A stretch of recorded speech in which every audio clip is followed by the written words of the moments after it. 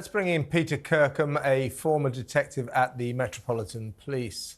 Hello, Peter. Good afternoon.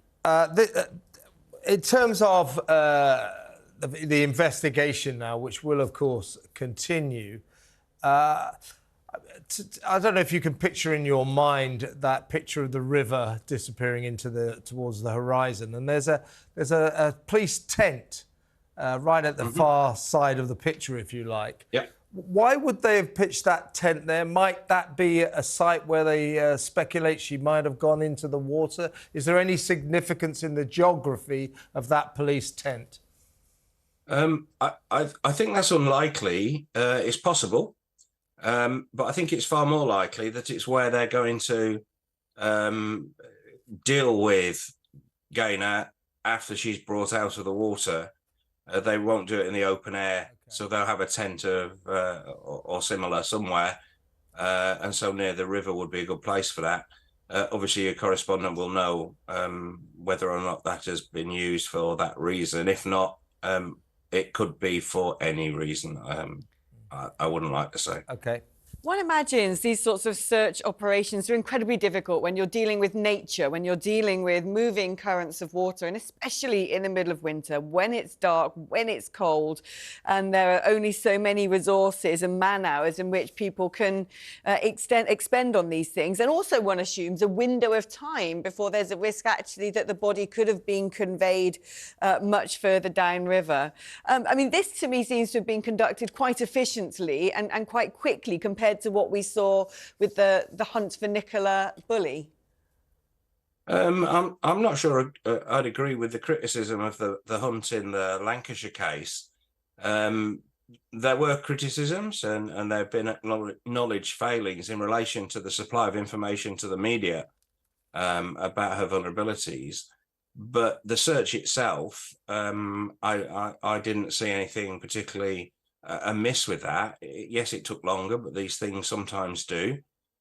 Somewhere between a week and 2 weeks is a reasonable time for someone to be found if they've gone into the water. You're right, it's cold, it's dark. It's a short window every day for the search teams to operate. You don't want to be doing it in the dark. Or if you do, you need to be checking it out in the day as well. As I say, cold and wet, that makes it uncomfortable. But in relation to how bodies of water flow and of how things that are in those bodies of water move, there's quite a lot of research been done over the years in relation to that. At one point, the Metropolitan Police, I think, were putting bodies of dead pigs in the River Thames just to have something of similar weight and similar physical characteristics. And see where they turned up. So it's an inexact science, but there's some science in there, and so that informs the search. So it's not quite as random as you might think. In terms of water, obviously this body's been found in the water. The body will presumably take some kind of pretty pivotal role in the investigation. You learn a lot from a dead body, or the police do. But if it's been in the water for a week, presumably the evidence-seeking process becomes that much more difficult because presumably there'll be some decomposition, plus the water itself must wipe away evidence. That does present difficulties, am I right there?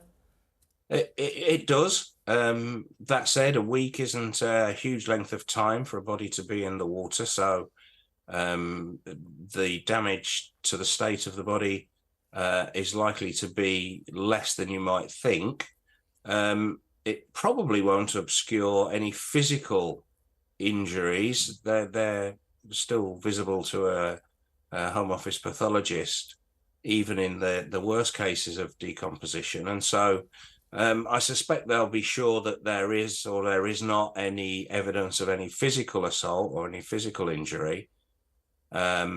Obviously, things like toxicology and stuff like that are still going to be possible on the contents of various organs within the body, and so one way or another they'll be able to get most of the information But as you say, it's not perfect, and some potential evidence will certainly be missing. If the police do rule that nobody else was involved in this, how much further do they then need to go to establish what actually happened? The one person who would be able to give answers is, of course, the person who is the one who's gone missing. It must be very difficult, therefore, to establish whether something is an accident or whether something was done deliberately and what the motivation was and if anybody else was connected. Yeah, very much. And it's not just in cases where people end up in rivers, people falling off tall buildings or any number of other circumstances. That did they fall or did they jump or were they pushed sort of scenario comes to mind and is something that the police will look at and see if they can establish anything. But quite often it comes down to nobody's sure that something actually happened, that things took place in this particular way, but they can say there's not any evidence at all to support the alternative suggestions. And then in the absence of any evidence to suggest alternatives, a conclusion will be reached frequently, even though there's not actual proof beyond doubt of what happened. A conclusion will be reached of what the circumstances were. That will be put into the report to the coroner. The coroner will test that with evidence given, if they wish, to call the witnesses, the police officers or whatever that have put that together at the inquest. And the coroner will make a decision as to exactly what has happened. But it's not unusual in such cases for there to be an open verdict, for instance. And basically they say, well, we don't think it's homicide. We don't think it's a range of other things. It could be accidents. It could be taking own life. It could be, 3 or 4 different reasons why someone has got into the river under their own steam, as it were. But they don't know for sure. And so it's a professional judgment, really, having looked at all the evidence they have to hand. Thank you, Peter. Well, Peter Blexley, your thoughts on this?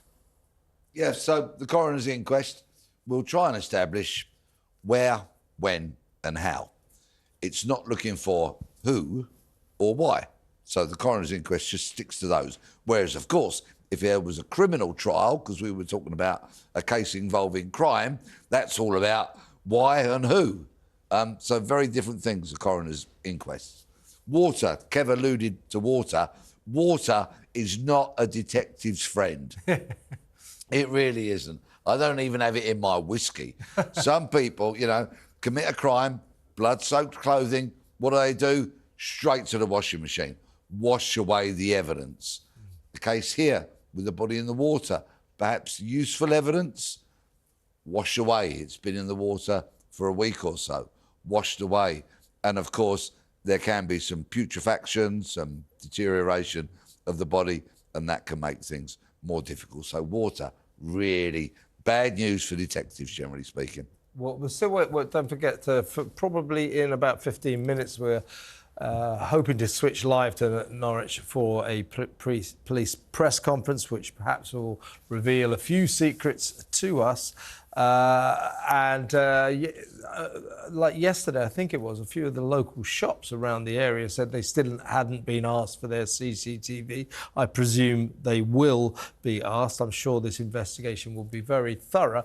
But given that the body was found in water, and there will have washed away a lot of evidence, but generally speaking, in terms of a case like this, what can you learn from the body?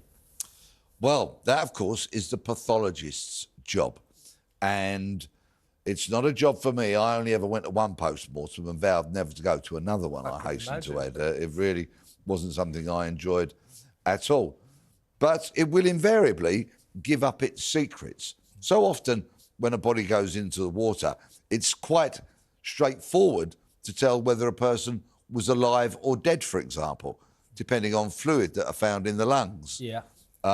So that is often a very useful indicator, particularly in cases of crime, where they want to know if a body was alive or dead when it went into the water. So I'm sure that will be established. And also, of course, injuries and such, like any other marks that's found on a body, often gives an indicator as to any foul play, any third-party involvement. But of course, in this case, the police have not uttered one word about third-party involvement. What they have done, and we've seen them doing it again today, they've not been afraid to shift their cordons. They've moved the media from one location to another and then cordoned off that area to deny people line of sight to where the body was found. The police appear to have been in control in this situation and have not been pulled around and been malleable according to events, which happen so often with the Nicola Bulley and the Lancashire police's releasing of information. I really want to re-emphasise that for once, somebody has said lessons have been learned, and it would appear they clearly have. That's your most hated phrase, isn't it? But it does seem, I hate to say this, but lessons have been learned. Yes, they have, and hurrah to that. And some credit to the College of Policing, who sits atop all of the policing and so often liaises and lays these things down. The National Crime Agency, which kind of pools specialist resources and often comes on in high-profile cases to suggest resources that a particular police service might want to use. Actually, I sit in this chair very often with my head shaking or hanging low because I'm appalled at police behaviour and failings. But on this occasion, all credit to Norfolk Constabulary and those who have helped them.